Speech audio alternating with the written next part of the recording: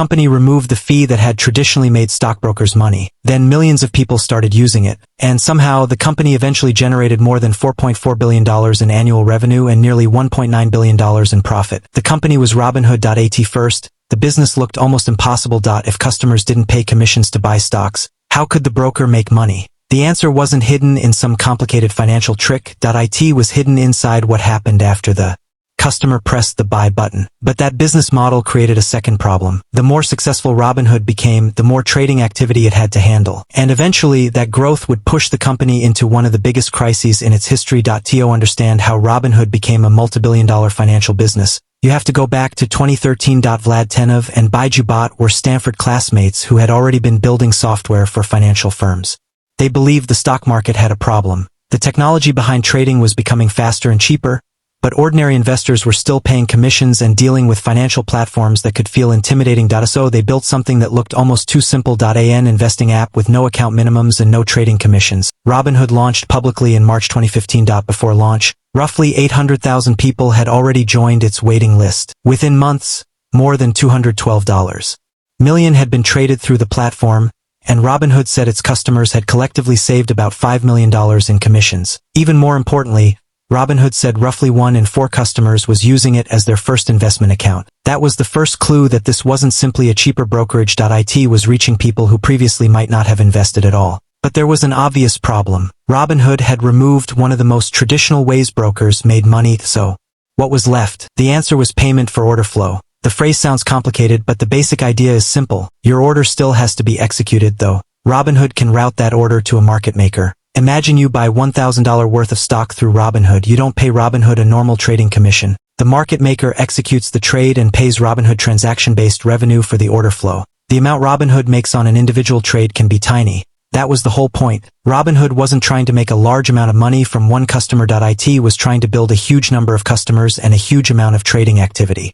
And this is where the economics started to change. A few cents from one customer doesn't matter much. Millions of customers trading constantly are a different story. By 2017, Robinhood had reached 2 million users and was valued at about $1.3 billion after a funding round. By 2018, it had more than 4 million users, and later that year Robinhood said it had surpassed 6 million customers. It was no longer an experiment. It was becoming a serious brokerage.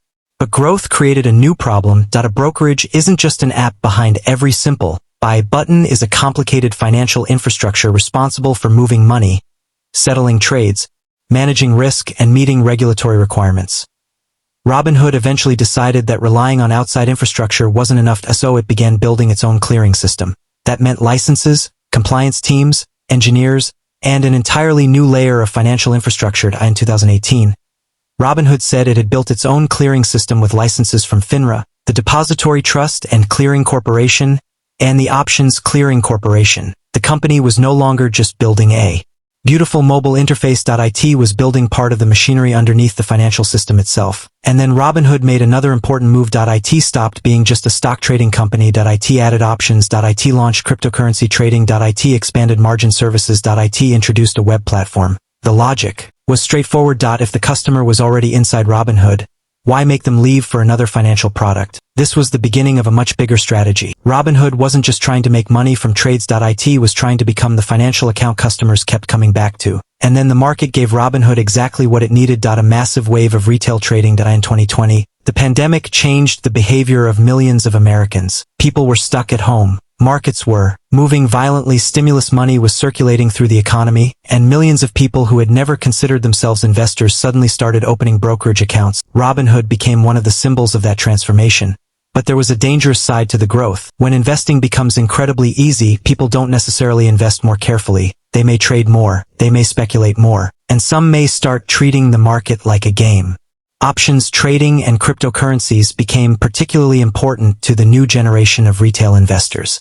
For Robinhood, this was fantastic for engagement. For regulators, critics, and some investors, it raised a very different question. Was Robinhood making investing more accessible? Or was it making risky trading too easy? Then came GameStop. In January 2021, retail traders piled into GameStop and several other heavily shorted stocks. Trading volume exploded, prices moved violently, and suddenly, Robinhood faced a problem that had almost nothing to do with whether a customer could afford to buy one share. The problem was collateral. When a customer places a trade, the transaction doesn't instantly finish behind the scenes. There is a clearing process. During periods of extreme volatility, clearinghouses can require broker-dealers to post significantly more collateral to protect the system against potential losses, and Robinhood had to meet those requirements with its own funds.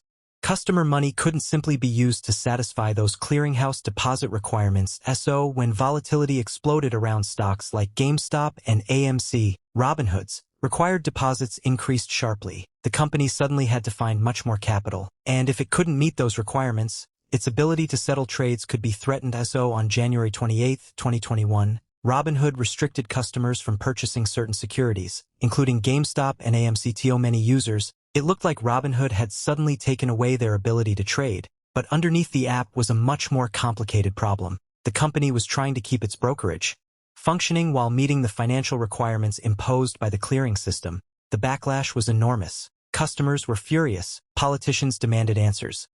Lawsuits followed. Robinhood's reputation took a serious hit, and the crisis exposed something that the simplicity of the app had hidden. The stock market may look like a button on your phone, but behind that button is a system built around collateral, settlement, capital, and risk. Robinhood had spent years making investing feel effortless. GameStop reminded everyone that the underlying financial system was anything but effortless, and Robinhood needed capital. Fast. In February 2021, the company raised $3.5 billion through convertible notes. The crisis was becoming one of the defining moments of the company's history, but there was another consequence. Robinhood had attracted millions of customers during the retail investing boom. Now it had to prove that those customers were worth more than the temporary trading frenzy. That meant building a business that could survive when markets became less exciting. And this is where Robinhood's model started to evolve again. The company began pushing further into recurring subscriptions, cash management, retirement products, crypto, lending, and other financial services. Robinhood Gold became especially important because subscriptions create a different kind of revenue. Instead of waiting for a customer to trade, the company can receive recurring subscription revenue, and customer cash can create another source of economics. Robinhood earns interest revenue from things such as margin loans, segregated cash, deposits with clearing organizations, securities lending, cash sweep, and other activities. The business was becoming much more diversified. The stock trade was no longer the entire product. It was the entry point. That distinction matters because by 2025, Robinhood looked very different from the company that launched in 2015. Robinhood reported $4.473 billion in total net revenue for 2025. Of that, $2.628 billion came from transaction-based revenue. Another $1.514 billion came from net interest revenue. Other revenue, which includes things such as Robinhood Gold subscriptions and several other services, contributed another $331 million, and after its operating expenses, Robinhood reported $1.883 billion in net income. Now consider what that means. The company that originally built its identity around eliminating commissions had created a business capable of producing billions of dollars in annual revenue without bringing back the traditional commission model for ordinary stock trading. But the numbers also reveal something more interesting. Robinhood's transaction-based revenue isn't simply the old payment for order flow story repeated forever. Its business has expanded. Its customers trade options, crypto, and equities. It earns interest from margin loans and other balances. It earns subscription revenue. It has expanded into additional financial products. The original idea was to make investing accessible. The larger business became finding more ways to serve the customer after that customer arrived. And there was another major advantage: scale.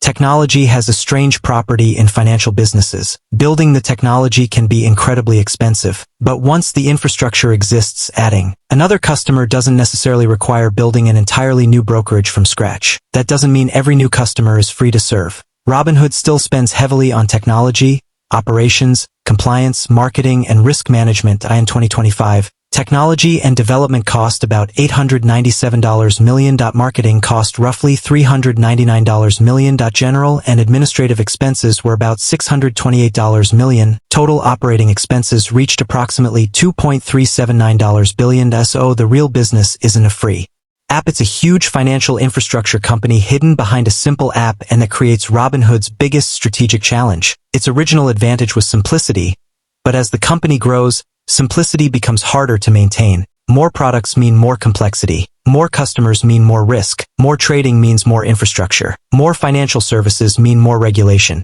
And every new revenue stream creates another area the company has to manage. That's the trade-off Robinhood faces. Today, the company began by attacking the old brokerage model. Then the old brokerage model changed. Commission-free trading became much more common across the industry. So Robinhood could no longer rely on simply being the company that didn't charge commissions. It had to become something bigger. A financial platform. And the numbers suggest that transformation has been significant. But there is a deeper lesson hidden inside the entire story. Robinhood didn't win because it discovered a magical way to make free trading profitable. It won because it changed what the customer was worth. In the traditional brokerage model, the transaction itself was the obvious product. In Robinhood's model, the transaction became the beginning of the relationship. A customer could arrive because stocks were free. Then that customer could hold cash, trade options, buy crypto, use margin, subscribe to gold, open a retirement account, use additional financial products. Every step created another potential source of revenue, and that explains why the company's original question was so powerful. How do you make money if trading is free? The answer isn't that Robinhood found a secret FE. It found an entirely different economic model. The company removed the price at the front door and built the business around everything that happened after the customer walked inside. But there's an important warning in that success.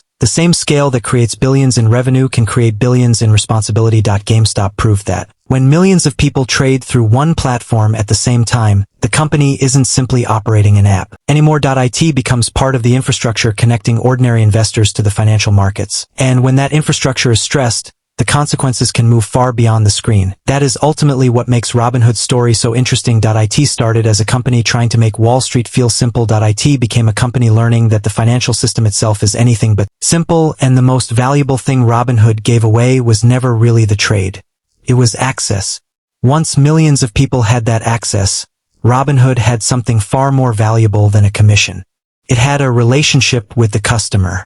And that relationship became the foundation of a multibillion-dollar business.